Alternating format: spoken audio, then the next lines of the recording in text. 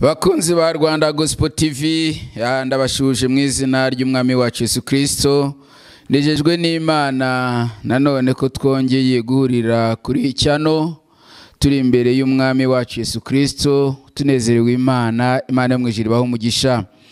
Rero narimba kumbuye cyane mu ijambo ry'Uwiteka umwami Imana, nari nkumbuye ibitekerezo byanyu byiza.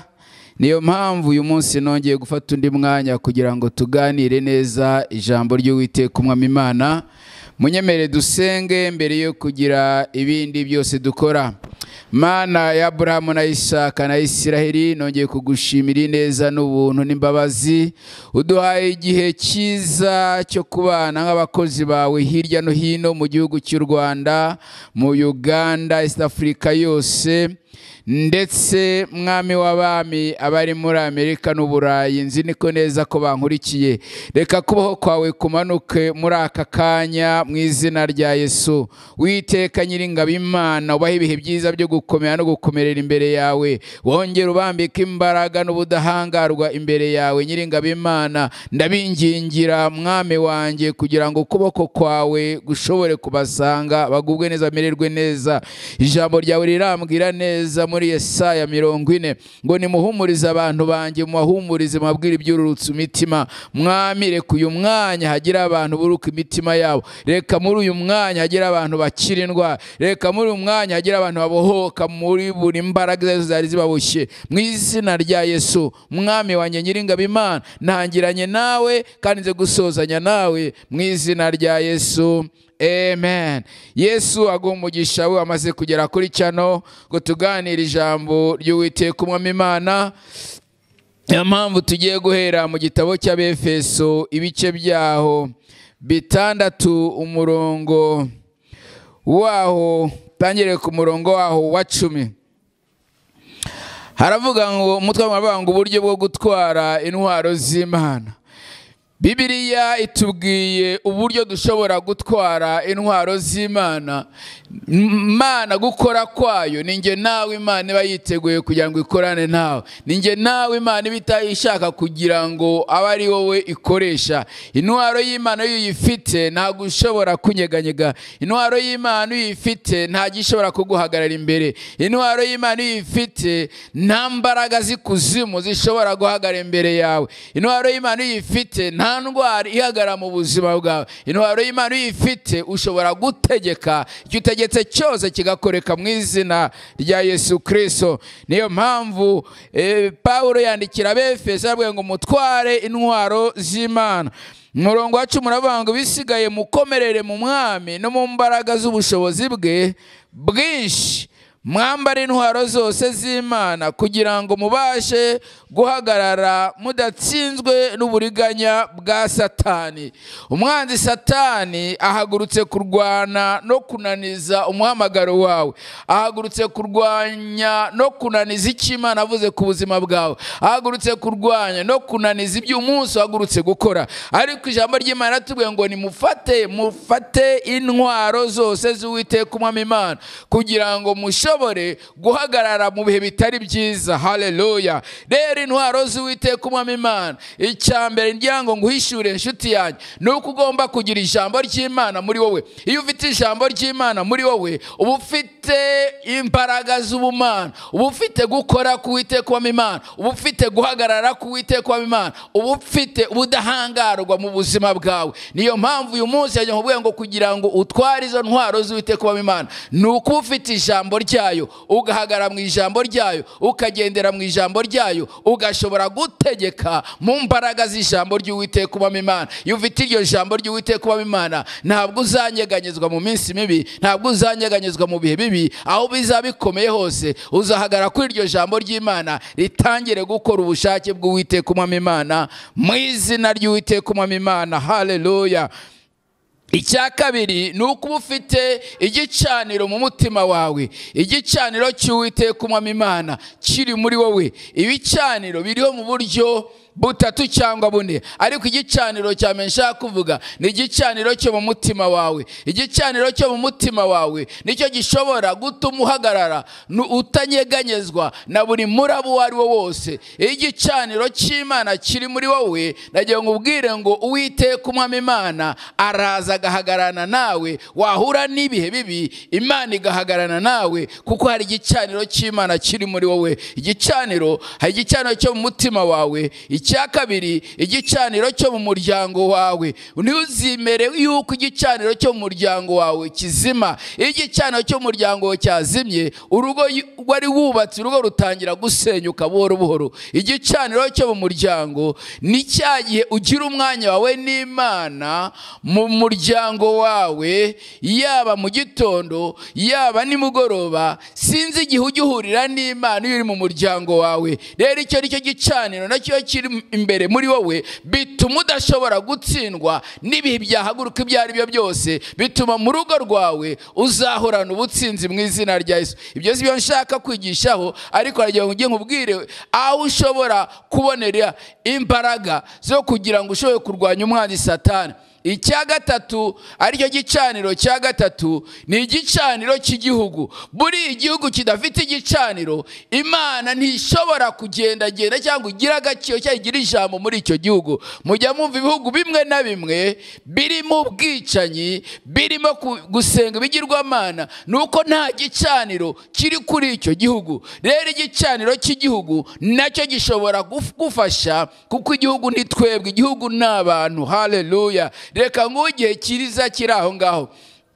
Ubu turimo turitegura kwinjira mu gihe cyo kwibuka jenoside yakorewe Abatutsi muri 1994. Uriya ariya mezi cyangwa biriya bihe ntago nitaye ku byabibanjirije, ariko ndahamya ntashidikanya yuko igicaniro cy'Imana cyari cyamaze kuzima. Niyo mpamvu abantu bose bari bamaze kuba nk'inyamaswa, nta bumuntu bari bagifite, nta gutinya Imana bari bagifite. Niyo mpamvu ndagiye nkubwire ngo igicaniro cy'Imana ku gihugu ni ingenzi. Ndashima Imana yuko igihugu cyacu gifite igicaniro umunsi kiba kirimo cyaka ku manywa na nijoro. Ndongera gusuhuza kandi nshimira abakozi b'Uwiteka Umwami Imana bari ku gicaniro cy'igihugu. Haleluya. Nanone yamubwire ngo isi yose ikeneye igicaniro, kuko Yesu naza ntabwo azaza ngo aziye mu Rwanda cyangwa itorero ry'u Rwanda cyangwa rya torero ryawe ahantu usengera, ahubwo Yesu namanuka azaza isi yose, impanda izavuga,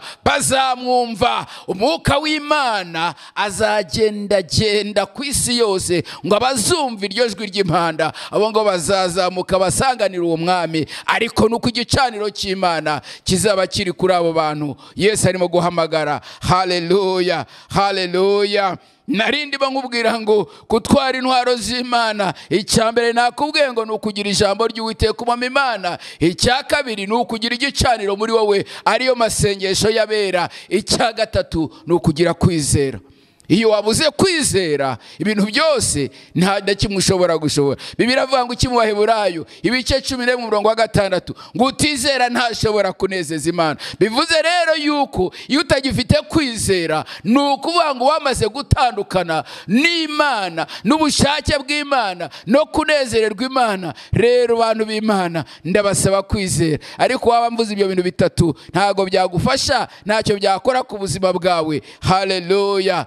Nubundi mu minsi iza ndagenda mvuga kuri ibyo bintu bitatu. Ndavuga ku ijambo ry'Imana, nongere mvuge gusenga, nongere mvuge no kwizera. Aho ngaho uzabona Imana, aho ngaho uzabona gukora kw'Imana, aho ngaho uzabona imbaraga z'Imana, aho ngaho uzabona imbabazi z'Imana, aho ngaho uzabona urukundo no gukora kw'Imana mu buzima bwawe mu izina rya Yesu. Reka ngaruke kuri icyanditswe cyo mu Befeso 6 ibice byaho, reka nsome umurongo wa 14. Harambwira ngo ni muhagarare mushikamye, mukenyeye ukuri, mwambaye gukiranuka nk'icyuma gikingira igituza, mukwesa inkweto arizo butumwa bwiza bw'amahoro bubiteguza. Kandi ikigeretse kuri ibyo byose mutware kwizera nk'ingabo, ariko muzashobora kuzimisha imyambi ya wa mubi yose yaka umuriro. Haleluya.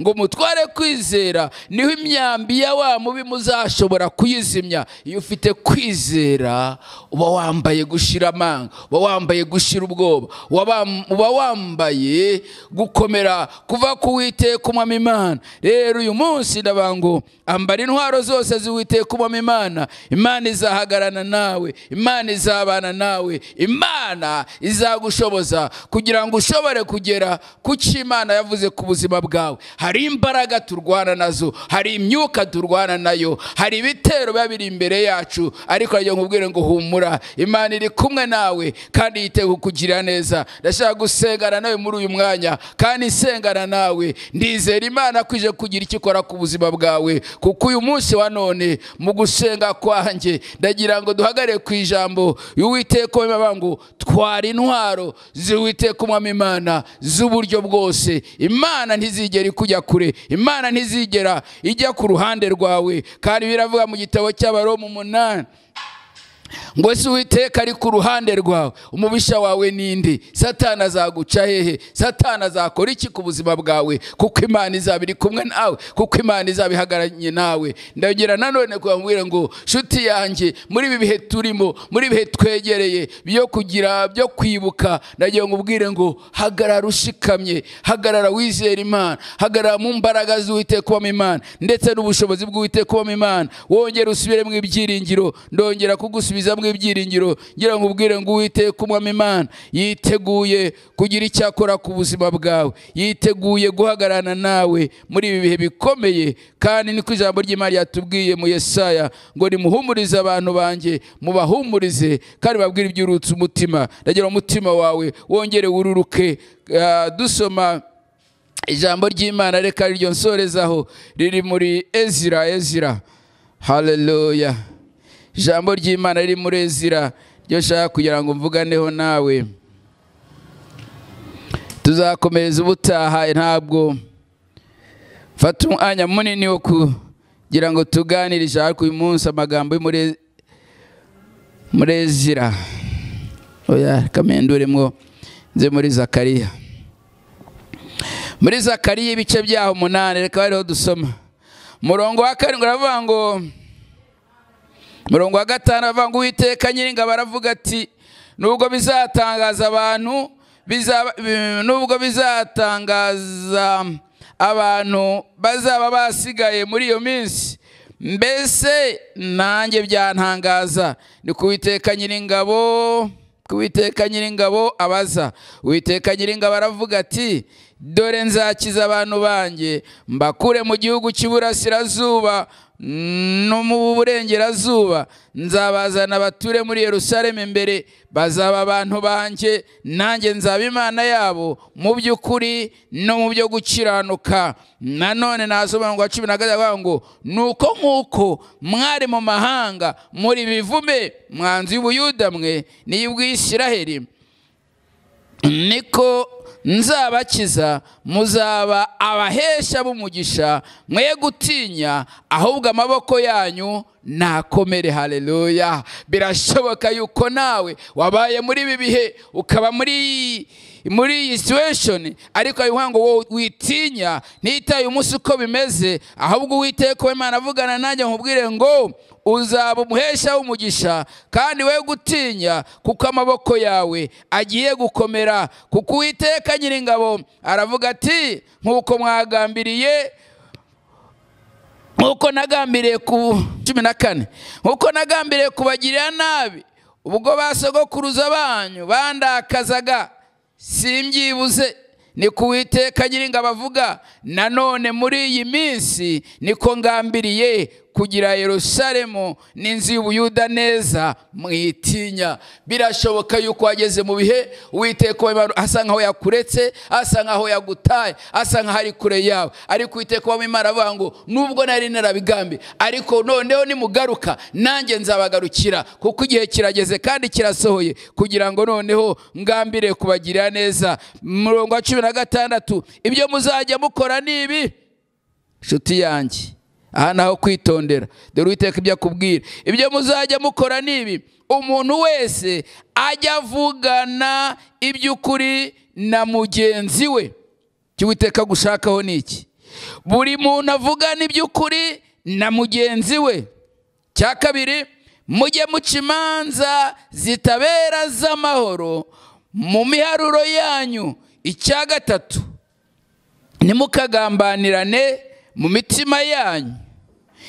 Cya kane, ntimukemere indahiro z'ibinyoma zose, kuko ibyo byose ari byo Uwiteka agira gute? Yanga. Ni ku Uwiteka avuga, maze ijambo ry'Uwiteka Nyiringabo rinzaho rivuga riti, Uwiteka Nyiringabo aravuga ati, kwiyiriza ubusa byo mu kwezi kwa kane, ariko kwezi twinjiyemo, ariko kwezi twamaze turimo, ariko kwezi turimo dutangira, ati kwiyiriza ubusa byo mu kwezi kwa kane, no mu kwa gatanu, no mu kwa karindwi, no mu kwa cumi, bizahindukira ab'inzu y'Ubuyuda iminsi y'umunezero n'ibyishimo n'ibirori byiza cyane. Nuko nimukunde ukuri n'amahoro. Ndaguraritse nshuti yanjye, ndagira ngo ubwire wowe, muri aya mezi birashoboka ko amezi yatambutse, mu bihe bitambutse byari bikomeye, byari biteye ubwoba kubera na covid n'ibigendanye n'ingaruka za covid, ariko ngufitiye inkuru nziza. Ndakubwira ngo kwiriza ubusa kwawe, ndashaka guhagarana n'umuntu uyu munsi uhagaze imbere y'Imana, umunsi witeye gushaka Imana, guhera muri uku kwezi kwa kane, n'ukwezi kwa gatanu, n'ukwezi kwa karindwi, mbese gusoza uyu mwaka wese, buri wese ugiye imbere Uwiteka w'Imana, buri wese uhagurutse ku Mana, buri wese uhagurutse gushaka Imana, buri wese uhagurutse kwegera Imana.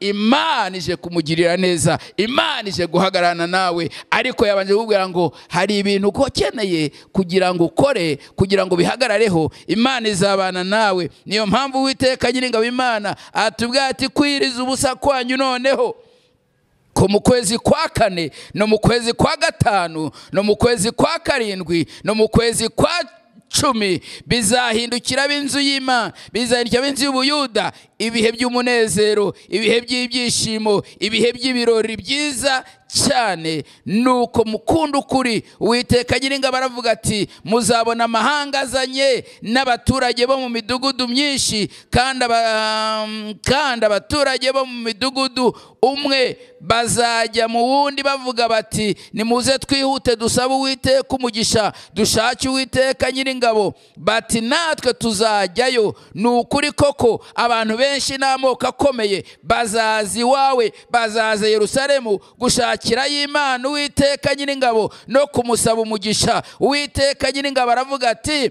muri iyo minsi abantu 10 bazava mu mahanga y'indimi zose, bafata ikinyita cy'umwambaro w'Umuyuda, bamubwire bati, turajyana kuko twumvise yuko Imana iri kumwe nawe. Amen. Ndasoza nkubwira nshuti yanjye, Uwiteka Umwami Imana nuwemerera Imana, niwemerera umwuka w'Imana, ukumvira ijambo ry'Imana, Imana yiteye kukugira neza, Imana yiteye kugusanga no kugukomeza, Imana yiteye guhindura ubuzima bwawe n'amateka yawe. Kuko kwiriza ubusa harimo imbaraga zihindura ibihe, harimo imbaraga zihinyuza umwanzi Satani. Kwiriza ubusa, ndagira ngo ntangirane nawe guhera muri uku kwezi kwa kane, dusoza uyu mwaka turi imbere y'Uwiteka Imana, ukurikira izi nyigisho kuri iyi YouTube channel. Ntabwo Imana izakureka. Ndeka nkubwire ndimo soza, hari ubuhamya shaka kugira ngo nsoreze ahangaha. Umwe yabyaye ejo bundi ku itariki 7 z'uku kwezi kwa gatatu, ariko yari amaze kubyara, yari amaze kuvanamo inda inshuro 4.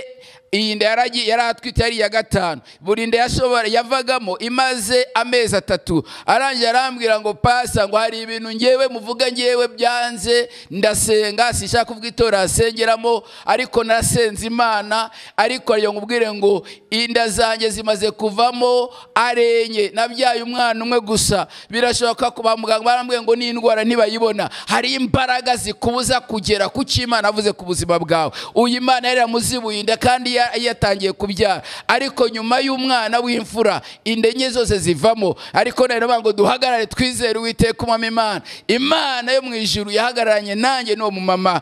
Hano muri Rwamagana ntabwo ari kure, n'igihe n'igishoboka ashobora no kwakatanga ubuhamya. Ariko reka nkubwire inshuti yanjye, yageze ku kwezi kwa gatatu hahandi ndaziviramo, ndamubwira ngo humura Imana ikongeye ikindi gihe wowe ubaha Imana ujya imbere y'Imana. Ukwezi kwa kane gucaho, ukwezi kwa gatanu ngo ujya kwa muganga buri kwezi bazajya bakubwira uko umwana ameze neza. Arangije ejo bundi ku itariki 7 z'ukwezi kwa gatatu nagiye ngubwire ngo icyaje kuba yabyaye umwana mwiza w'umuhungu. Imana tuyiha icyubahiro. Nagiye ngubwire ngo nawe birashoboka ko watangiye bikanga, urabyara washatse watangiye ubyara neza nyuma byaranze. Birashoboka ko hagarika umwana umwe cyangwa abana babiri wenda indawe igira gute irifunga. Birashoboka ko wasenze Imana ikaguha umugore cye kaguha umugabo, nanone bikaba warabuze urubyaro. Birashoboka yuko nawe urimo kunyumva uyu munsi watangiye uko utangiye business imara amezi 2 gahita irangira, igishoro wakirangiye ugahita nawongera ugataha. Birashoboka yuko ujya mu kazi watangira akazi kawe ntigashobore gutera imbere. Birashoboka nshuti yanjye yuko uhora urwaye indwara imwe igasimburana n'iyindi. Icyo nzi neza nuko mu ijuru hari Imana ibasha gukora cyane biruta ibyo twebwe dusaba. Ndashaka gusengana nawe ntitaye ku ndwara urwaye, ndashaka gusengana nawe ntitaye ku gihugu urimo, ndashaka gusengana nawe nizeye imbaraga z'Imana ziri kuri iri jambo. Kandi nkubwira ngo ngwino tujye imbere Uwiteka Umwami Imana, nkuko ijambo rivuga ngo kwiriza ubusa gutaya no kwezi kwa kane hari icyo Imana ije gukora ku buzima bwawe. Reka nsengane nawe. Mana nzima nyiri icyubahiro, niwe Mana ibasha gukora cyane biruta ibyo twebwe dusaba. Niwe Mana twiringira ntidukorwe n'isoni. Mana nkuko nari ndimo ntanga ubuhamya bw'uwo mumama, waramutabaye ndabibona n'abaturanyi barabibona. Mwami w'abami Nyiringabo, uyu munsi ndatura mvuga ngo nuwakeneye gutabarwa mu izina rya Yesu, buri mbaraga zose z'abazimu n'abadayimoni ku ijambo ry'Imana riramwa ngo nta ntwaro bacuze kuturwanya izagira ikidutwara. Mana ndasenga ngo kuboko kwawe kwiza, uwo ngo upfukamye, uwo ngo umaze kumvira ijambo agafashwa n'iri jambo akaba yiteguye gusengana nanjye mu izina rya Yesu. Yaba byumva muri aka kanya, yaba azabyumva mu kwezi kutaha, yaba byumva muri uyu mwaka cyangwa umwaka utaha, ijambo ryawe ntago risaza. Ijambo ryawe igihe cyose rihora rikora. Mana ndasenga mu izina rya Yesu ngo ukuboko kwawe Mwami reka gukore kurongo upfukamye, reka gukore kurongo uri mu masengesho, reka gukore kurongo utangiye gufata gahunda yo gusenga mu izina rya Yesu. Imbaraga zawe Yesu zikora imirimo n'ibitangaza, zikore ku buzima bwe, zikore ku muryango we mu izina rya Yesu. Urugo rwe rwari rusenyutse, ariko Uwiteka Nyiringabo Imana, urugo nzi neza ko ari umushinga uva kuri wowe. Mana ndasenze ngo urugo rwongere rubone amahoro, rwongere rubone umugisha, rwongere rubone kumvikana, rwongere rubone gufatikanya, rwongere rubone gukorera hamwe mu izina rya Yesu. Imbaraga z'abazimu zari zishenye urugo, kuko n'urw'iwabo n'urwasere rwasenyutse mu gihe ngicyo ngicyo mu izina rya Yesu. Ndahagarika iyo mbaraga yose yarije gusenya urwo rugo. Mwami reka rwongere rwubakwe mu izina rya Yesu. Mwami wanjye Nyiringabo Imana, Mana ndasenga kubw'uwo mumama warayarira. Mana ijambo rye rirambwira ngo erega kurira kwarira umuntu, ariko bwa kimondo zikavuga mu izina rya Yesu. Reka Mwami abone igitondo cye, reka abone igitondo cye, reka abone gutabura kuba kuri wowe mu izina ryawe ryera Yesu. Amahoro yawe Mwami abe ku buzima bwe, kandi agubwe neza, amererwe neza muri byose mu izina rya Yesu. Reka dusoreza ahangaha. Mwari kumwe na Pastor John Karimbanyi, ndabakunda cyane. Imana ibampera umugisha. Niba ijambo ry'Imana rigufashije, hamagara kuri iyi nimero yanjye 0788430085. Ndabakunda cyane. Imana yo mu ijuru ibampera umugisha. Amen.